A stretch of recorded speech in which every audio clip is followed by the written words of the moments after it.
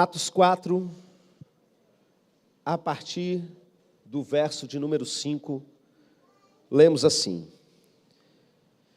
No dia seguinte reuniram-se em Jerusalém as autoridades, os anciãos e os escribas com o sumo sacerdote, Anás, Caifás, João, Alexandre e todos os que eram da linhagem do sumo sacerdote.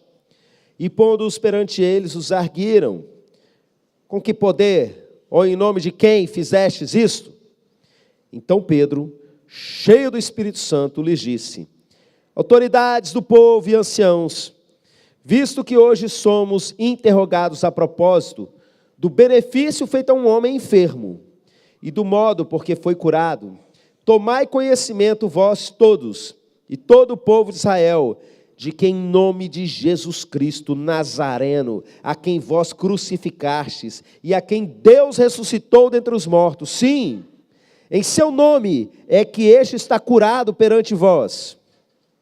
Esse Jesus é a pedra rejeitada por vós, os construtores, o qual se tornou a pedra angular, e não a salvação em nenhum outro, porque abaixo do céu não existe nenhum outro nome dado entre os homens, pelo qual importa que sejamos salvos.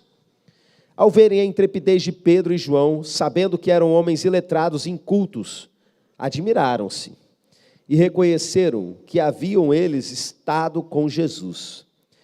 Vendo com eles o homem que fora curado, nada tinham em dizer em contrário. E mandando-os sair do sinédrio, consultavam entre si, dizendo: que faremos com estes homens?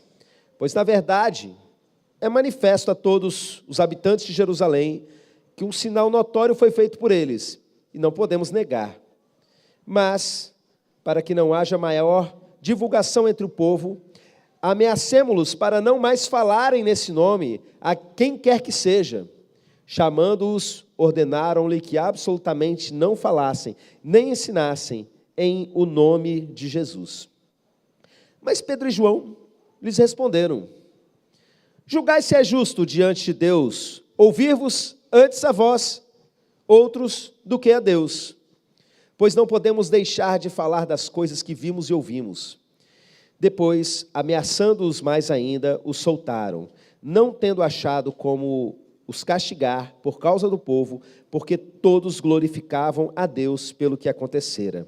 Ora, tinha mais de 40 anos aquele em quem se operara essa cura milagrosa.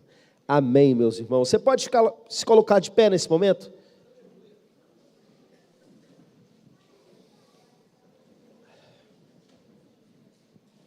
Eu quero agradecer por você que orou por mim nesses dias, para que Deus falasse ao seu coração.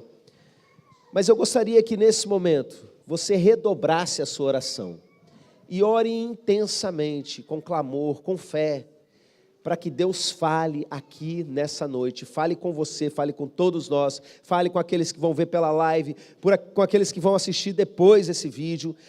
Levanta um clamor cheio de fé nesse momento, que o Senhor me sustente e fale através da minha vida. Pode começar.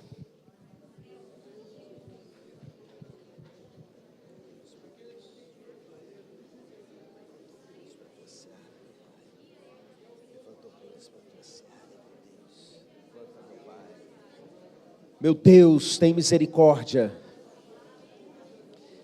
Levanta obreiros para a tua seara, meu Deus. Levanta obreiros para a tua seara. Fala através da minha vida, me sustenta com a mente alerta, com o corpo preparado, meu Deus, para expressar tudo aquilo que o Senhor tem para nós nessa noite. Em nome de Jesus. Amém, amém. Pode se assentar.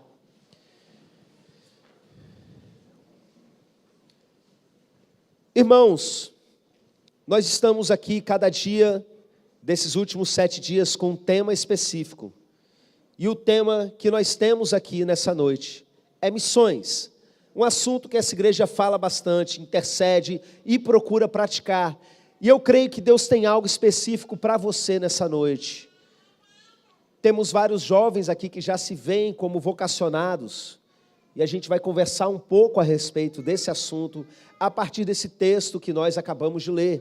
Não só a respeito de jovens vocacionados, mas a igreja inteira, meus irmãos, porque Todo cristão ou é um impostor. Então, eu creio que eu só estou falando para missionários aqui essa noite. Amém? O texto que nós lemos é um texto da história da igreja, logo no iniciozinho, não é? Quando um milagre muito grande tinha acabado de acontecer.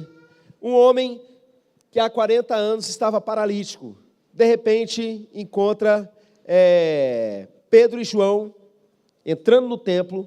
Ele pede esmola e Pedro fala: não tenho prata nem ouro, mas o que eu tenho isso te dou, em nome de Jesus levanta e anda. E esse homem é curado à vista de todas as pessoas. E esse é um texto, inclusive, que eu estou usando enquanto eu escrevo o livro A Teologia da Dança. Cadê a galera da dança aí?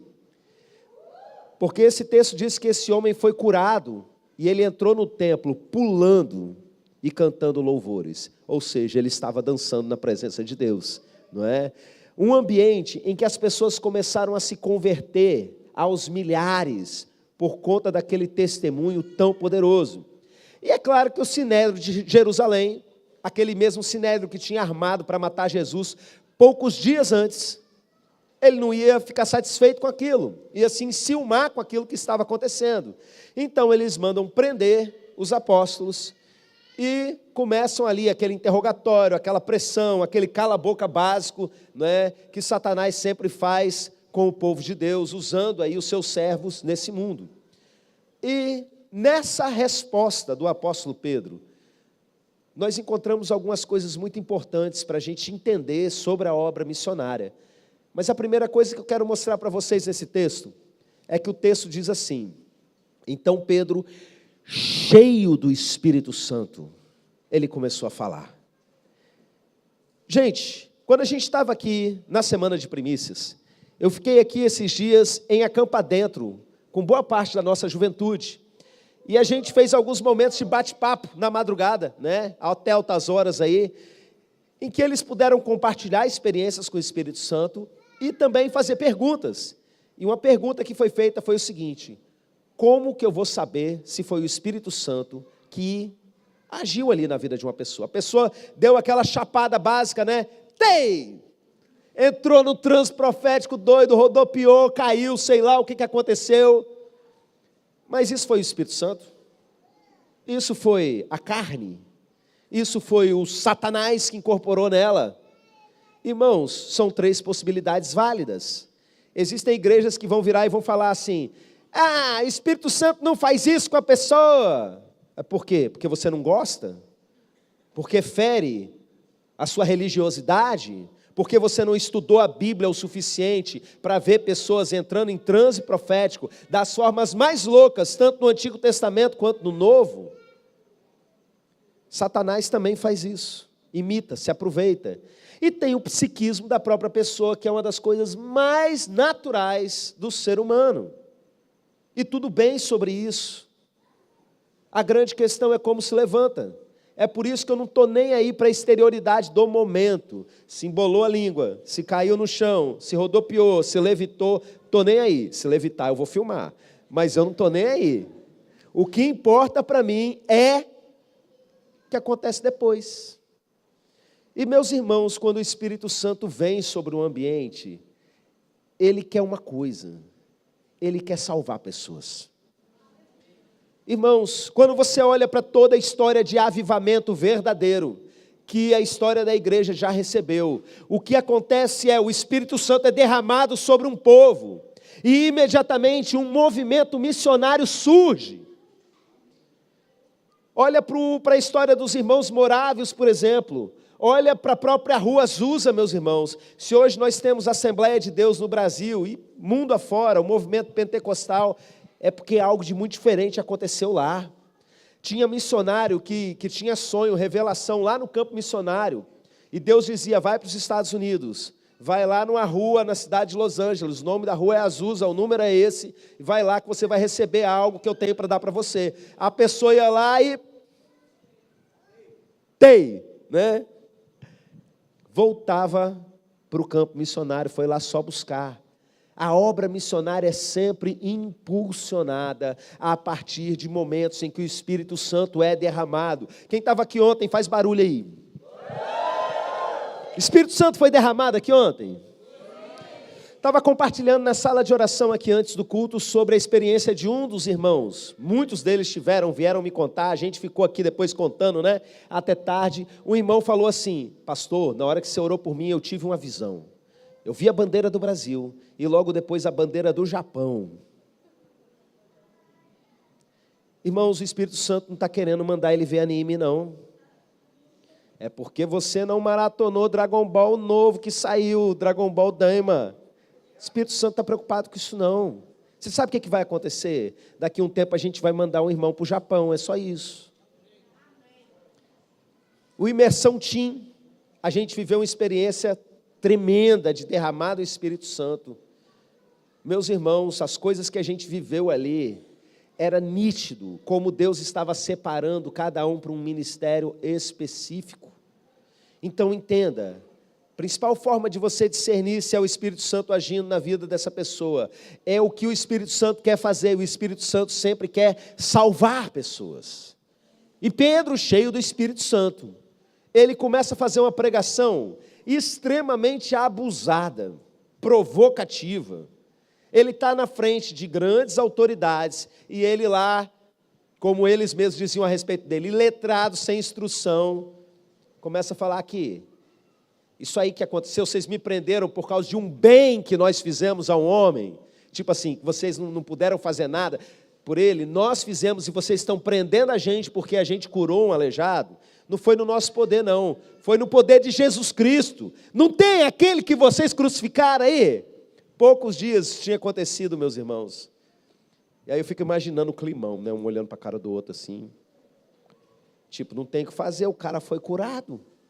O cara que a gente passava todo dia na porta para entrar no templo, a gente viu ele ali 40 anos nessa situação. De repente o cara está ali curado. E aí Pedro começa a citar a coisa que os estudiosos sabiam. Ele cita um salmo que fala que a pedra que os edificadores rejeitaram, essa se tornou pedra angular. E ele fala assim: Jesus é a pedra. Porque Jesus tinha dito: sobre essa pedra edificarei a minha igreja. Não tem? Alguns acharam que estava falando de Pedro, mas Pedro não entendeu isso. Ele falou que Jesus era a pedra aqui e na carta que ele escreveu depois. Ele insiste para ninguém ter dúvida. Para ninguém ficar pensando que era ele. Ele fala: Jesus é a pedra. Só que ele não fala simplesmente que os edificadores rejeitaram, não. Ele fala assim: a pedra que vocês rejeitaram. Os caras conheciam o salmo, gente. A gente está falando do Sinédrio, daqueles mais estudiosos de Jerusalém. E vira e fala assim: a pedra que vocês rejeitaram, essa Deus colocou como principal. Jesus ressuscitou dentre os mortos. E Pedro começa a pregar o evangelho, porque ele está falando de Jesus que morreu e ressuscitou. E ele fala assim: em nenhum homem há salvação, em outro nome há salvação debaixo do céu pelo qual devemos ser salvos. Irmãos, essa fala de Pedro, eu quero que você preste bastante atenção, porque é simplesmente a maior treta entre as religiões. É a mensagem que deve doer no nosso coração. Porque Pedro está dizendo que não tem outro jeito. A única forma da pessoa ser salva é pelo nome de Jesus. Irmãos, as pessoas politicamente corretas do nosso tempo querem olhar para Jesus e, como não tem mais historicamente como negar que Jesus de fato existiu, eles querem criar um personagem que não é o Jesus da Bíblia. E eles dizem que Jesus, na verdade, foi só um cara legal, um cara que gostava de justiça social, que gostava de ajudar os outros, de curar os outros. Eu vi até um texto bastante desrespeitoso que dizia assim: dividia o lanche com a galera, tomava uns vinhão, era tipo assim, aquele hippie, sabe? Gente boa, que gosta de dar um abraço em todo mundo. O que Jesus disse a respeito dele é que ele é Deus. Ele é o próprio Deus. E que aquele que não crê nele vai perecer, meus irmãos. Ele falou que aquele que não crê já está condenado, a ira de Deus permanece sobre a pessoa. A pessoa que ainda não teve o encontro com Jesus, ela está lascada, meus irmãos. Em nenhum outro nome há salvação pelo qual devamos ser salvos. Salvo de quê? Do inferno, criatura. O que aconteceu com a humanidade? Desde lá do início, a humanidade se desviou de Deus e geração após geração, milhões e milhões de pessoas, todos os dias, nascendo sem conhecer Jesus, distante de Deus, vivendo uma vida distante de Deus e o pior de tudo, partindo dessa terra sem Deus.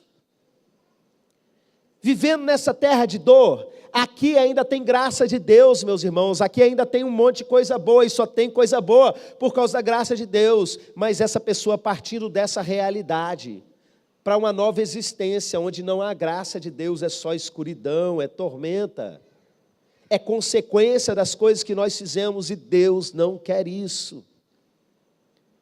O plano de Deus foi enviar Jesus ao mundo, para que a partir dele, as pessoas sejam salvas. Irmãos, existem teólogos por aí com um discurso florido, para agradar o público, para agradar as pessoas e não ser cancelado na internet, dizendo que na verdade Jesus morreu por todo mundo e está todo mundo salvo. Mas não é esse o pensamento que nós vemos em Pedro, nós não vemos isso em Paulo, nós não vemos em nenhum dos apóstolos que morreram, entregaram as suas vidas para que pessoas não fossem para o inferno. E é muito claro isso no discurso deles ao longo de todo o Novo Testamento. Irmãos, isso é sério demais, isso é pesado demais, porque a impressão que eu tenho toda vez que eu toco nesse assunto é que os cristãos de hoje, eu não convivi com os de outra época, eles não creem nisso de verdade. Não é a primeira vez que eu toco nesse assunto numa semana de primícias. Me vem agora à memória outros momentos em que muito fortemente o Espírito Santo mandava falar isso para a igreja. Vocês não creem 100% nisso, vocês creem pela metade, porque senão não tinham a vida do jeito que não tinham as prioridades do jeito que vocês têm. Gente, a humanidade, vamos pensar no sentido planetário, mas será que você não se dói nem por aqueles que estão perto de você? Alguns sim, até sentem um sentimento ruim pelos filhos não estarem servindo ao Senhor, pelos pais não estarem servindo ao Senhor, mas é tipo assim, eles não vão na minha igreja, eles não me entendem. Não! Quem ainda não tem Cristo, a ira de Deus sobre eles permanece, e se eles partirem dessa terra sem nascer de novo, acabaram as chances, meus irmãos. Não tem mais jeito. Não existe purgatório segundo a teologia da Bíblia. Isso foi uma criação de alguns muito depois. Não existe isso na Bíblia. Abre lá a parábola do rico e do Lázaro, você vai ver abertamente. Não tem jeito. Então qual é a chance? Deus mandou seu Filho ao mundo, numa época específica que a Bíblia chama de plenitude dos tempos. Antes disso não podia ter acontecido. Mas nesse momento já tinha tecnologia suficiente para registrar o que ele disse. E não só isso, para espalhar para outros povos, de maneira confiável, aquilo que ele ensinou. E aí, meus irmãos, o Evangelho a partir desse momento, ele vai se espalhando. E o objetivo é que ele chegue até os confins da terra.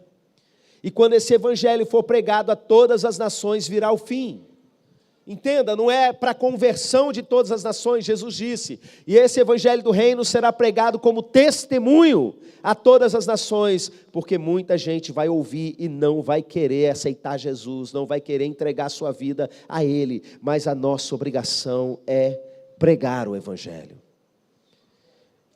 Eu quero mostrar para vocês, na prática, como funciona o trabalho missionário, de forma bem didática. Abra sua Bíblia em Romanos capítulo 10, e você vai se encaixar de uma vez por todas no trabalho missionário.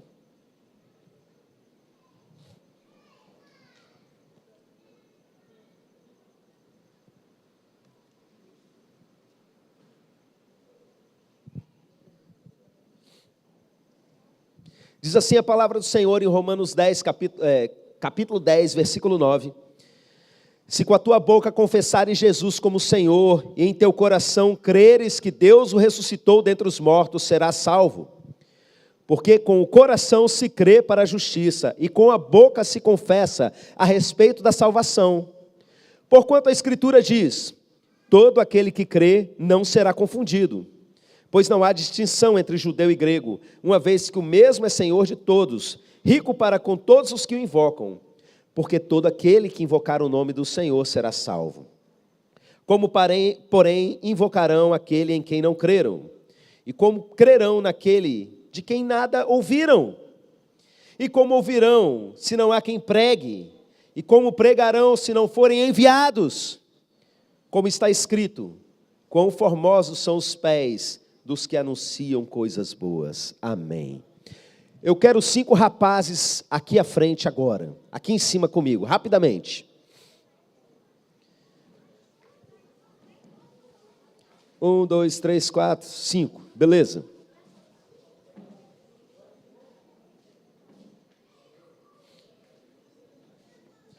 Aproveita, você que chegou primeiro, pega o púlpito, bota lá no cantinho, que eu vou precisar de visibilidade aqui para vocês.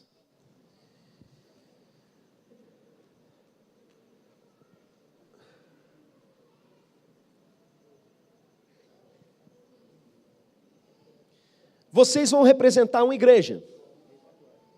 A exemplo do que aconteceu naquela igreja de Antioquia, lá no início da história da igreja, tinha um povo jejuando e orando. Tem gente jejuando e orando aqui, eu ouvi falar um negócio assim, né?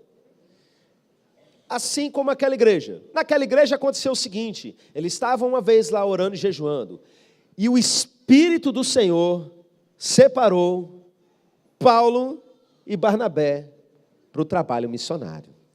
E aí o que aconteceu?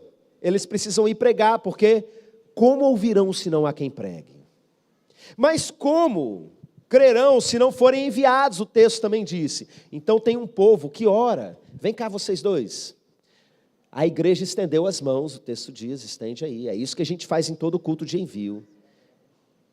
E eles intercedem por eles, e uma igreja envia os missionários. Pode abaixar as mãos, venham missionários. E aí eles chegam aqui. Eu quero agora 3 moças e mais 2 rapazes. Venham aqui rapidamente. Mais longe um pouquinho, vocês já estão em outra terra, tá? Os 2 missionários, fiquem aqui. Paula, se a gente passar da área da câmera, você avisa, tá bom? Cheguem mais para cá, assim, ó. Vamos fazer assim, isso.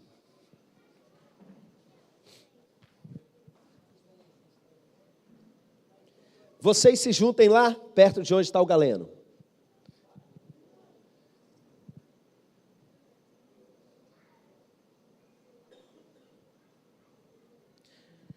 Os 2 missionários chegaram no campo missionário. E eles vão pregar para essa turma aí. Começa a pregar, vai lá, arrependei-vos.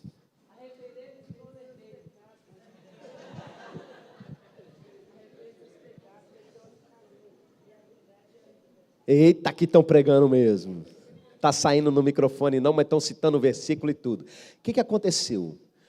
Essa igreja aqui, ela está orando por esses missionários, porque enviaram. E o agir de Deus está acontecendo. O Espírito Santo quer salvar pessoas. Então, o que está acontecendo? O Espírito Santo está agindo na vida dos 2. Mas também está abrindo. Está fazendo com que esses que estão ouvindo atentem para a mensagem pregada. Quem quer aceitar Jesus aí, levanta a mão. Vai lá, vai lá, vai lá. Junta aí, junta. Traz eles para cá. Traz eles aqui. Sabe o que acontece quando os missionários ganham algumas pessoas? Meus irmãos, prestem atenção. Pessoas que entregaram a sua vida para Jesus. O que acontece com elas? Elas recebem o Espírito Santo. Elas viram o quê? Uma igreja. E essa igreja junta aqui com eles. Vocês têm que fortalecer eles aqui. Levanta esse cara aqui como... Aquele cara ali como pastor. Vai lá, bota ele aí como pastor. Orem por ele, né? Aqui tem uma igreja reunida, meus irmãos. Levanta aí agora, começa já a ensinar os irmãos, vai aprendendo aí, vai fazendo as coisas. Aqui, meus irmãos, tem uma igreja. E para que serve uma igreja? Uma igreja é o candelabro de ouro.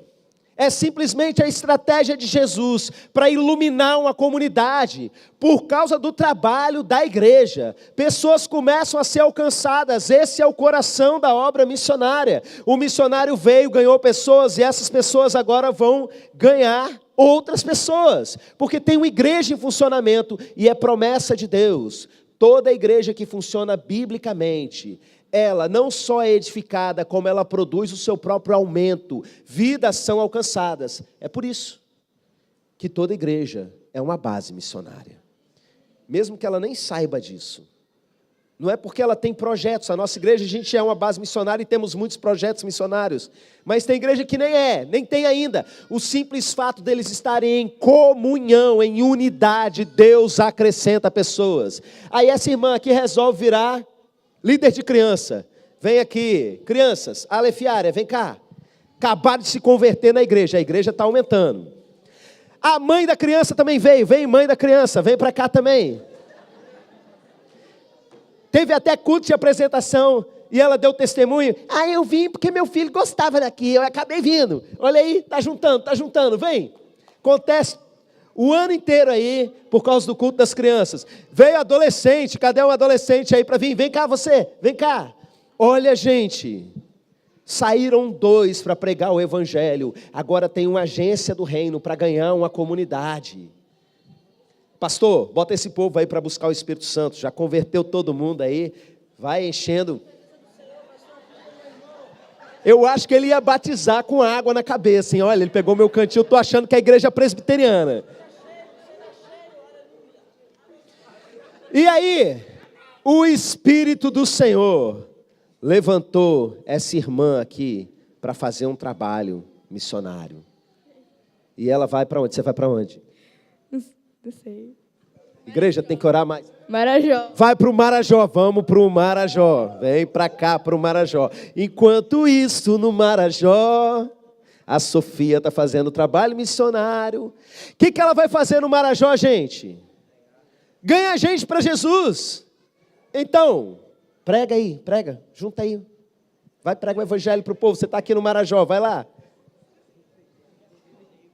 Vai. Eita glória! Esses 2 aqui se converteram, tem que vir remando, hein? Vem remando. Vai no seu casquinho aí remando. Já vão acostumando.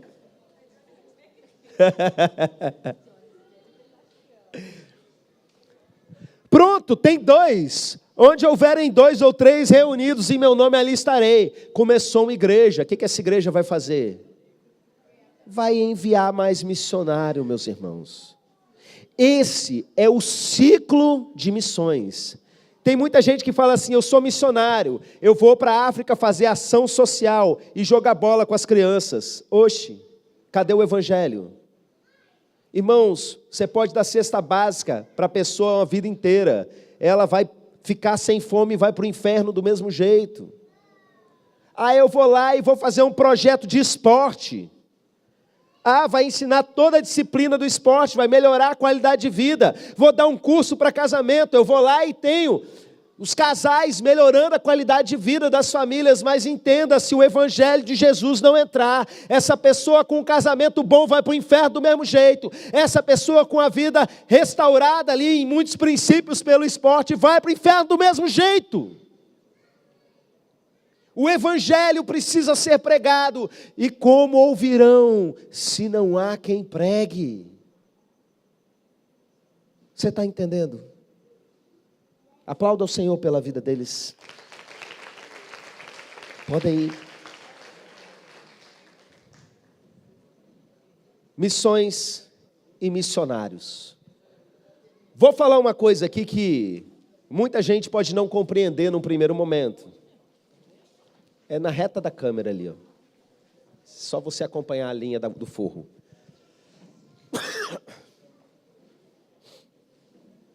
Existem muitas palavras que nós usamos hoje que não existiam no tempo da Bíblia.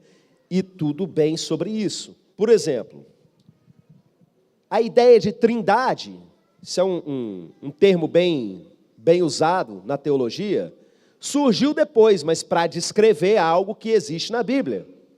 A palavra missionário não tem na Bíblia, você sabia disso? Não conheço nenhuma tradução da Bíblia que traga a expressão missionário.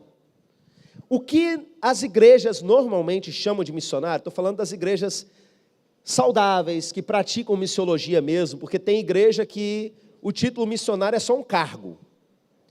É tipo assim, a gente estava brincando ontem aqui de madrugada, recruta, soldado, cabo, sargento, aí a pessoa tem presbítero, missionário, pastor, apóstolo, vai subindo, né? Não tem a ver com o chamado, tem a ver com a organização da igreja deles, e tudo bem sobre isso, mas não entenderam muito bem, ok?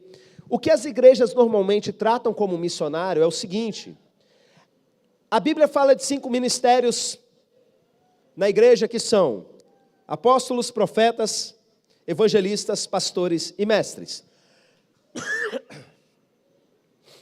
O que a gente chama de missionário geralmente são os apóstolos e os evangelistas.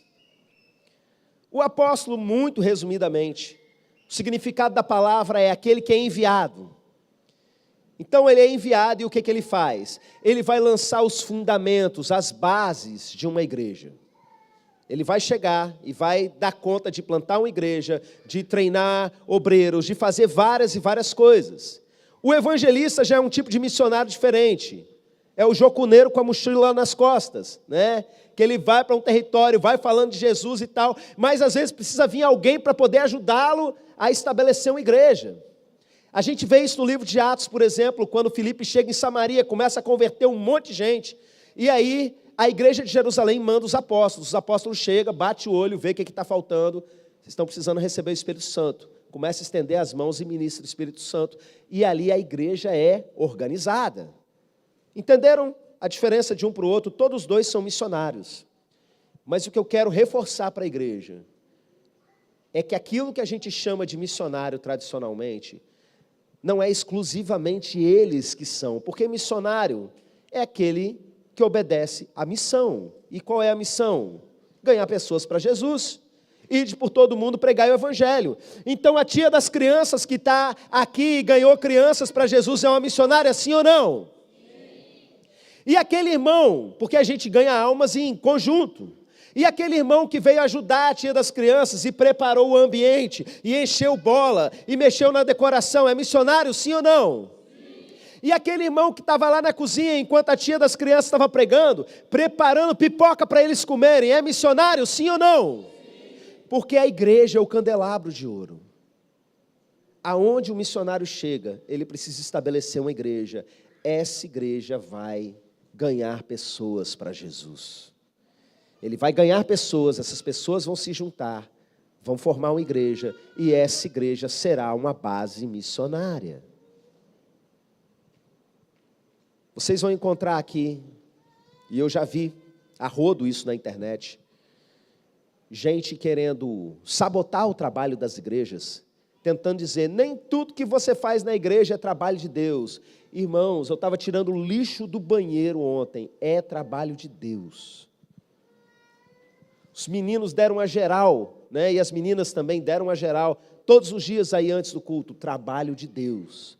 Daqui uns dias vão vir pintar o chão, trabalho de Deus. Não caia nessa conversa fiada dos infernos. Você sabe quando que não vai ser trabalho de Deus servir numa igreja? Quando essa igreja não for de Deus, quando for um negócio de alguém, quando for uma visão particular de um líder tentando expandir o seu poder e império, nesses casos não é trabalho de Deus. Mas todo o restante, meus irmãos, faz parte da mesma intenção. Tudo isso existe para que a gente ganhe pessoas para Jesus. E eu quero finalizar esse momento contando para vocês uma ilustração que Deus colocou no meu coração. 3 ou 4 anos atrás, numa semana de primícias. E eu me lembro que o Dutra estava sentado exatamente ali onde ele está agora. Porque eu virei para ele e falei algo, vou até repetir. Eu estava pregando naquele momento sobre aquele texto que diz: no demais, irmãos, sede firmes e constantes, sempre abundantes na obra do Senhor, sabendo que o seu trabalho não é vão no Senhor. E eu chamei a atenção para essa conjunção do início do versículo, porque ela chama atenção para algo que foi dito antes. O texto todo está falando da vinda de Jesus. Então, basicamente é o seguinte, Jesus está vindo. Então, vamos trabalhar para valer, com tudo que a gente tem. É isso que Paulo está falando. Agora, eu queria com vocês, a gente pensa na volta de Jesus, e que a gente precisa pregar o Evangelho. Eu queria que vocês trocassem momentaneamente volta de Jesus por tsunami.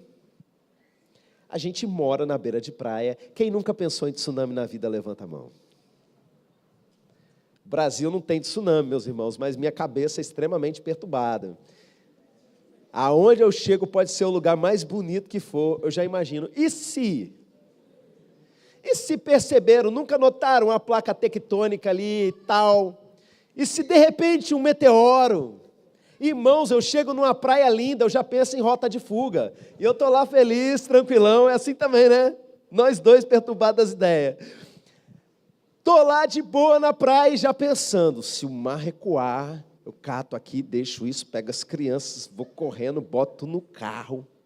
E aí vem pensando, né? Áudio no grupo da igreja, rapidinho, enquanto eu dirijo. Ligo para o meu pai, sobe, vai lá para o monte, corre, vai para o monte. E eu vou acelerando, eu vou pensando em tudo. O que eu falei naquele dia foi, Dutra já pega a Toyota, já vai botando todo mundo dentro, né? Vai correndo aí, se afasta ao máximo do mar, toma a sua providência e vai avisando todo mundo. Quem você ia avisar? Se você soubesse, você está lá assim, de repente viu um meteoro caindo e o mar recuando. Você não sabe quanto tempo tem para aquela onda devastadora chegar. Quem você ia tentar salvar? Para quem você ia ligar aqui no litoral? Pensou? Agora vamos trocar de novo. O que é um evento maior? Um tsunami ou a volta do nosso Senhor Jesus? Entendeu por que eu falei que a igreja não crê nisso direito? Porque tem gente que você ama indo para o inferno. Correto. Ai, pastor, fica botando terrorismo na cabeça dos irmãos. Não, estou pregando a Bíblia, do jeito que ela é. Teve um irmão, uma vez que eu juntei as células e falei, gente, Jesus está voltando, o povo está morrendo, indo para o inferno, vamos ganhar gente para Jesus. Um irmão mandou um textão para mim, pastor, não gostei do jeito que você falou, porque parece que está botando pressão no povo para poder fazer o trabalho de Deus. Pelo amor de Deus, o povo está morrendo, indo para o inferno. Como é que isso não cai a ficha na cabeça de ninguém? Como é que você não se move? Tem familiares que você ama, que você ligaria para avisar de um tsunami, mas passa um ano inteiro sem você orar pela conversão. Como ouvirão se não há quem pregue, sem você abrir a boca para pregar o evangelho para eles? Irmãos, a nossa vida precisa ser intencional. Eu não estou falando que todo mundo tem que largar o emprego e ir direto para o campo missionário, me entenda. Tem pessoas que o chamado dele é o emprego, Deus quer um missionário lá naquele trabalho, porque agência nenhuma vai mandar um missionário lá para ser pedreiro em uma determinada casa. Agência missionária no mundo, nenhuma igreja vai virar e falar assim, vamos aqui ungir uma irmã manicure, porque ela vai ser missionária entre as manicures desse Brasil. Não tem. Deus está contando com você, manicure, que passa cliente o dia inteiro desabafando dos seus problemas. Não importa o lugar onde Deus te plantou, você é um missionário. Quem foi salvo quer salvar. Se o Espírito Santo está dentro de você, isso tem que testificar agora no seu coração. Precisa ser diferente, meus irmãos. Você precisa orientar a sua vida para a salvação de pessoas. Eu nasci no campo missionário. Minha mãe teve o chamado missionário, ainda menina, dentro de uma igreja. E ela sabia que para ela casar, essa pessoa deveria ser um missionário. Irmãos, a vida dos meus pais foi orientada dessa forma. A escolha com quem um ia casar foi totalmente direcionada. Porque assim, se essa pessoa não tem perfil, já era. Não serve. Já contei para vocês sobre a escolha da Jennifer. Uma das primeiras coisas que eu vi, ela sabe disso, foi o sorriso dela. Mas eu não sei se eu já falei isso para ela, não achei só o sorriso lindo. Eu falei para minha mãe e eles ficaram me zoando depois. Eu falei assim, é um sorriso acolhedor, bom de alguém para ser um missionário, para ser uma missionária, sabe? E aí comecei a fazer um test drive, que não é isso que vocês estão pensando. Eu já era um missionário, meus irmãos, trabalhando na salvação de garotos, treinando liderança para salvar um tanto de menino nas periferias do estado do Espírito Santo. E eu fazia congresso de treinamento missionário para meninos. E aí eu levava a galera da igreja junto comigo para trabalhar. E minha sogra ia para me ajudar na cozinha. Na época não era a minha sogra, era a irmã Jerusa. Que eu levei ela para trabalhar na cozinha. Por quê? Porque é uma excelente cozinheira. E os filhos dela, quando eram pequenininhos, Nicolas e David, vinham para esse trabalho que eu fazia. E tinha dia que eles faziam assim. Chegavam aqui no domingo de manhã na escola bíblica. Hoje lá em casa tem lasanha. E botava a pilha na galera todinha. Fascinados na lasanha da mãe deles. Um dia me chamaram para ir lá comer a bendita da lasanha. É boa mesmo, meus irmãos. Ela foi para trabalhar na cozinha, mas na verdade, eu chamei, né? Ela ficou doente, não foi. Aí posso mandar a Jennifer no meu lugar? Aí eu, lógico que pode. Esse foi o test drive, meus irmãos. Eu vi um coração de serva de Deus. Eu vi alguém realmente amando missões e dedicando até as últimas energias para servir ao Senhor. E aí eu vi, essa daí serve. E comecei, quem sabe, depois que ela já estava, até batizada, eu dei esse depoimento. Depois que eu vi ela servindo a Deus, eu entendi. É uma possibilidade para eu me permitir apaixonar por uma criatura dessa. Porque se não fosse, podia ser a mais linda do mundo, com o sorriso mais bonito do mundo. Não seria uma possibilidade na minha vida, porque a minha vida é direcionada pelo meu propósito. A sua vida precisa ser direcionada pelo seu propósito. Você está querendo se apaixonar por alguém que não tem compromisso com o Evangelho? Mete o pé, criatura. Sai fora. Sai fora enquanto há tempo.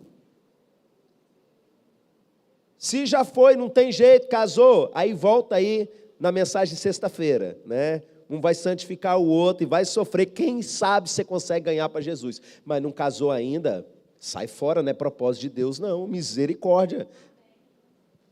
Você precisa ser intencional na escolha da sua profissão. Nós temos aqui adolescentes, meus irmãos, convictos já do seu chamado para missões. E que não demora muito, eu vou mandar para fazer o treinamento missionário do CTL e da Êxodos. E de lá ele vai cursar medicina. E de lá sabe Deus para onde ele vai. Quanto tempo vai viver. Se for para um país muçulmano, se for para o Brasil, são realidades diferentes. Se for para um país de perseguição religiosa, mas que cada dia seja vivido para a glória de Deus. Não importa se você é um missionário enviado para o campo, como o apóstolo e o evangelista, ou você é missionário aqui, como também apóstolo, evangelista e qualquer outra coisa da igreja, numa igreja local. Se você entendeu o que você é, a sua vida precisa ser intencional na direção da salvação das pessoas. Eu quero convidar você a orar nesse momento. Se coloca de pé no seu lugar. Irmãos, tem apelo na igreja que a gente nem devia fazer. Que é assim, você que quer realmente entregar a sua vida para missões, para Deus te usar mais, eu não estou falando que você vai para o campo, aonde você estiver, você ser um missionário e Deus usar você. Sabe, apelo que os primeiros a aceitar são eu, pastor Zias. Já aconteceu aqui várias vezes, o pregador está pregando, você quer que Deus use mais a sua vida, vem aqui que eu vou orar por você. Oxe, eu, meu pai, meus filhos, estamos tudo ali, já o primeiro, nem eu quero, sou eu. Tem gente que é tão ruim de obedecer, que nem apelo que devia ser para todo mundo, a pessoa vai. Chega desse tempo, meus irmãos, nós estamos no tempo do fim. Você precisa definir de que lado você está. Se você está do lado da Babilônia, ou se você está do lado da noiva de Cristo. Não tem em cima do muro nessa guerra, meus irmãos. Para de conduzir a sua vida segundo a sua vontade, segundo os seus próprios sonhos. Eu crucifiquei os meus sonhos na cruz. Eu estou crucificado com Cristo, faça isso também. Deus coloca sonhos dele em nossos corações e a gente simplesmente vai. Para de achar que você sabe alguma coisa do que é melhor para você. Viva e morra pelo Evangelho, porque a vida não é só aqui. Irmãos, se a vida fosse só para aqui, a gente seria os mais perdidos dos seres humanos. Se a ressurreição dos mortos não é verdade, nós somos os piores. Mas eu preciso te dizer que a Bíblia é real. E que cada vez mais se comprova a veracidade histórica das Escrituras. Mas ainda que não se comprovasse, meus irmãos, o Deus que atende às minhas orações, Ele existe e se manifesta na minha vida do mesmo jeito que eu leio na Bíblia.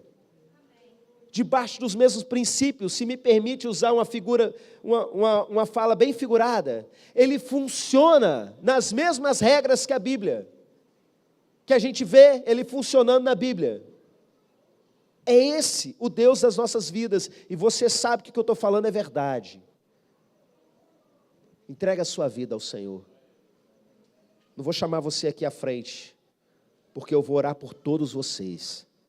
Mas nesse momento, coloca o seu coração diante do Senhor e fala: Senhor, eu estou aqui para o que der e vier, mas me usa para salvar o máximo. Eu vou sair desse tsunami, mas eu vou levar o máximo comigo. Vou salvar minha família, meus parentes, meus amigos. Seja aonde o Senhor me chamar para salvar pessoas, eu estou aqui para isso. Pode começar, ore ao Senhor. Chore na presença dEle, se renda na presença dEle, seja um missionário de verdade.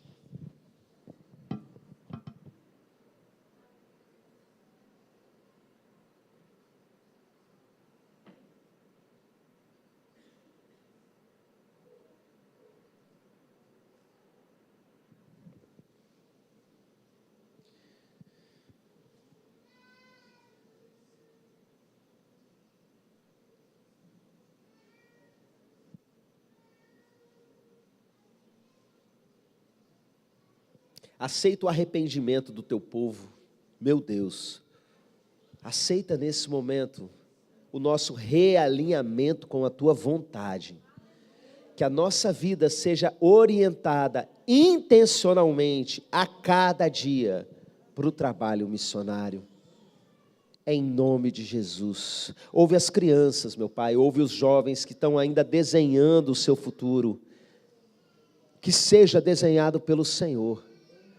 Tem misericórdia de nós adultos, já com as raízes fincadas, onde nós estamos, que nós sejamos usados pelo Senhor como verdadeiros missionários do Senhor. Em nome de Jesus, amém, amém. Aplauda ao Senhor bem forte.